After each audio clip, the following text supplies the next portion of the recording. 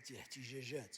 أحس بالأسى والشفقة على أولياء أمور هؤلاء المشاغبين وهؤلاء المراهقين والأطفال.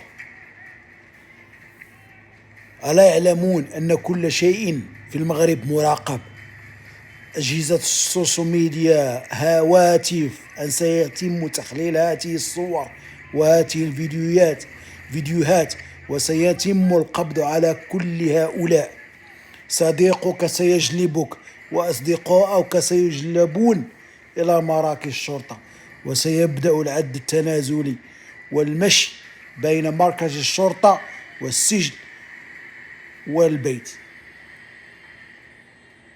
هاد الناس هادو مساكن اللي عمرهم ناض فيهم وسمع صلاة الفجر وأذان الفجر، هذه الأيام سيسمع أذان الفجر وسيوقظ في الصباح مع الفجر.